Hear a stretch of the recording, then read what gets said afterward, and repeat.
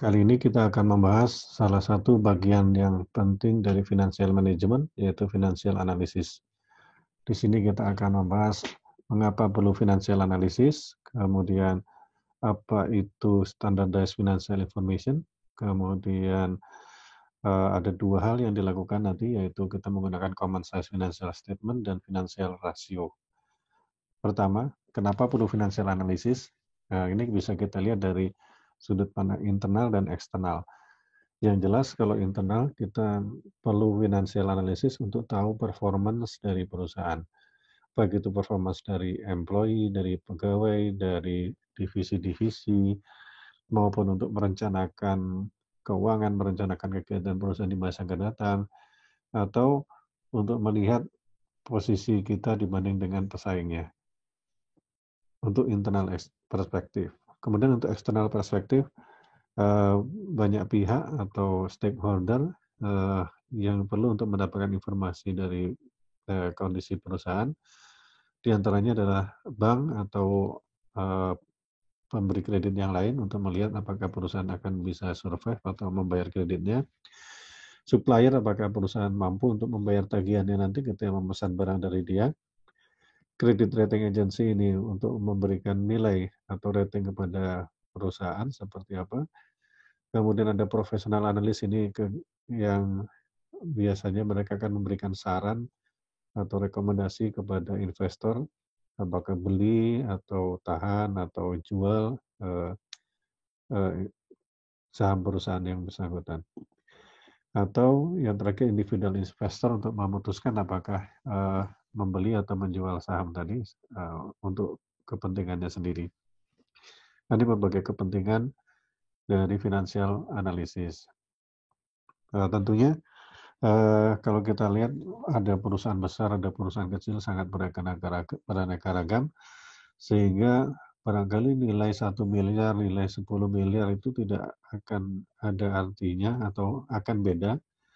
1 miliar bagi perusahaan kecil barangkali sudah sangat besar, tapi 1 miliar bagi perusahaan yang sangat besar barangkali tidak cukup besar. Sehingga kita harus melihat bagaimana informasi keuangan itu distandarisasi. Ada dua hal yang biasanya dilakukan untuk menstandarisasi financial information ini, yaitu dengan common size financial statement atau common size statement, atau yang kedua dengan financial ratio. Untuk common size statement ini ya tinggal dilihat aja laporan keuangan dinyatakan dalam persentase dari kalau income statement dari sales-nya, kalau balance sheet persentase dari total aset. Itu aja simple. Fungsinya apa? Untuk membandingkan laporan keuangan perusahaan dengan laporan keuangan perusahaan yang lain, atau laporan keuangan perusahaan dengan dari waktu-waktu yang lain, sehingga kita bisa melihat besar atau kecil perusahaan itu relatif. Kita lihat proporsi dari masing-masing bagian dari financial statement atau financial information tadi. Ini common size statement. Akan kita lihat contohnya setelah ini. Kemudian yang kedua adalah financial ratios. Accounting data ini dinyatakan dalam bentuk rasio atau dinyatakan sebagai perbandingan dari angka yang lain. Ya biasanya dihitung atau dibandingkan dengan tahun yang sebelumnya atau dibandingkan dengan perusahaan lain. Karena rasio pun juga tidak bisa bunyi atau tidak bisa kita nyatakan bagus atau jelek kalau tidak ada benchmark-nya. Sehingga kita perlu benchmark. Yang pertama adalah common size statement. Ini contoh dari income statement dari mulai sales sampai net income. Kalau kita bilang kita sebut sebagai common size, yaitu kita nyatakan semuanya dalam bentuk persentase dari sales seperti ini. Jadi tinggal salesnya 100%, yang lain ada proporsi dari sales. Sehingga kita bisa tahu, oh COGS-nya ternyata 75% dari sales. Gitu. Berapapun nilai salesnya, besar atau kecilnya perusahaan, kita akan bisa melihat, oh ternyata COGS-nya 75% dari sales. Begitu seterusnya. Oh ternyata net income perusahaan ini hanya 7,58% dari penjualan. Demikian. Untuk balance sheet juga sama, hanya 100%-nya adalah di total asetnya. Seperti ini. total aset 2015 dan 2016 barangkali ada kenaikan, kita nggak tahu nih kenaikannya bagus atau jelek, bagaimana dengan kondisi kasnya, tapi ketika kita buat sebagai common size, kita tahu, oh ternyata proporsi kasnya menurun, dan seterusnya. Nah ini barangkali kita bisa bandingkan, sebenarnya ini gunanya untuk membandingkan dengan perusahaan yang lain ya. Tapi juga antar waktu juga sebenarnya bisa juga. Ini common size statement. Sebenarnya mudah hitungnya, tinggal interpretasinya aja kita lihat nanti benchmark dengan perusahaan yang lain.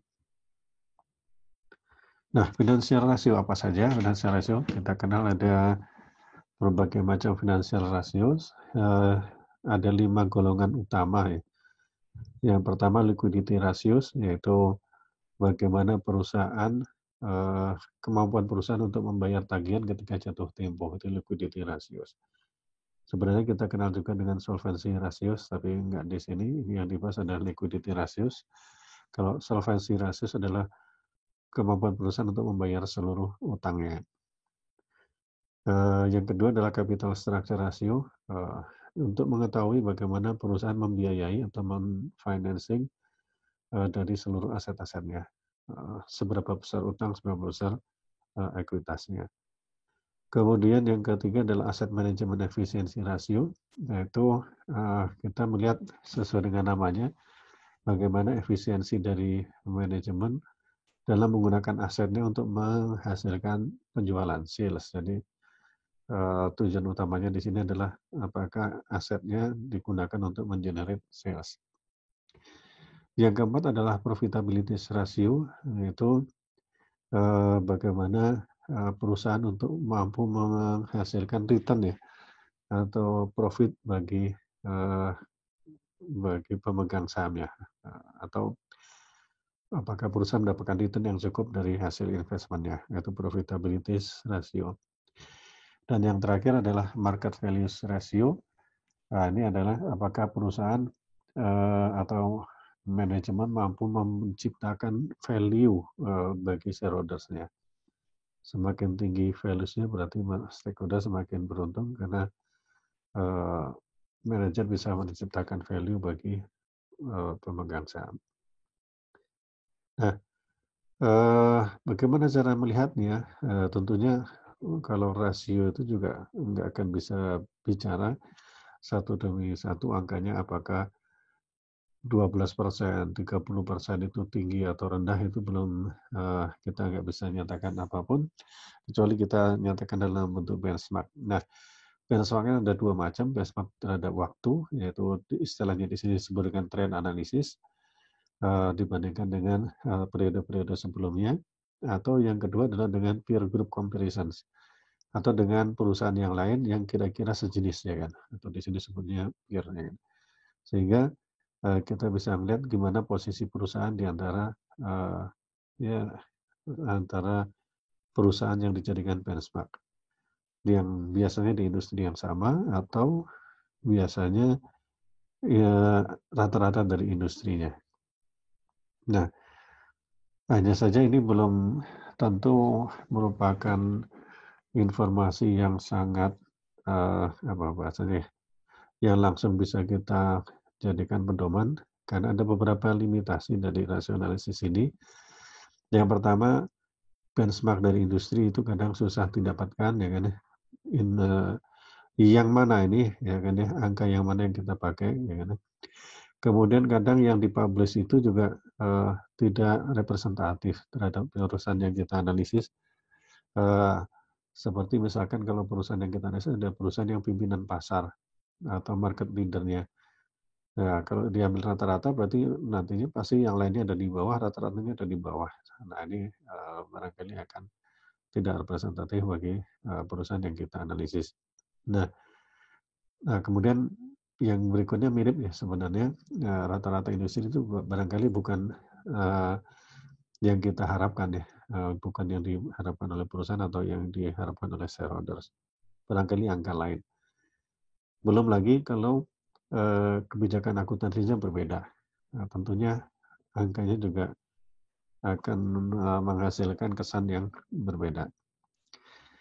Berikutnya barangkali, seasonal change ya kan, kadang ada perusahaan yang, musiman, atau siklusnya berbeda dengan perusahaan yang kita amati sehingga kadang naik atau turunnya berbeda dengan, naik atau turunnya performance yang kita harapkan. Kemudian yang terakhir, beberapa hal yang terakhir ini, belum terakhir nih, ada bahwa hasil angka ini hanya merupakan indikasi, bukan merupakan angka fakta yang harus kita pegang jadi pedoman yang, sudah sangat saklek ya. Jadi, eee, angka ini adalah angka-angka yang berupa indikasi atau kalau di sini disebut dengan clues, yang harus kita analisis lebih lanjut lagi, dan barangkali rasionya juga nggak bisa ditafsirkan secara sendiri-sendiri, rasio harus ditafsirkan bersama-sama dengan rasio yang lain, sehingga kita melihatnya secara komprehensif. Nah, kemudian terakhir juga ini sangat tergantung dengan kualitas dari financial statement itu sendiri.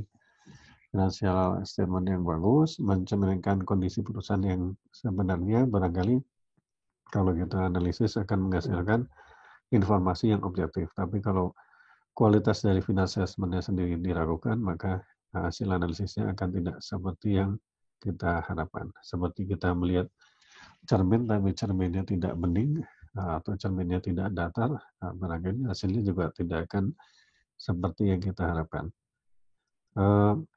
Jadi kira-kira demikian ini walaupun rasionalisasi sudah kita hitung, ternyata hasilnya juga harus kita ingat bahwa ini hanya merupakan, indikasi aja yang harus kita tindak lanjuti atau kita tafsirkan secara komprehensif. Demikian, financial analysis. Untuk analisis rasio yang lebih mendalam tentang masing-masing rasio akan kita lanjutkan di sesi yang berikutnya. Semoga bermanfaat dan barokah.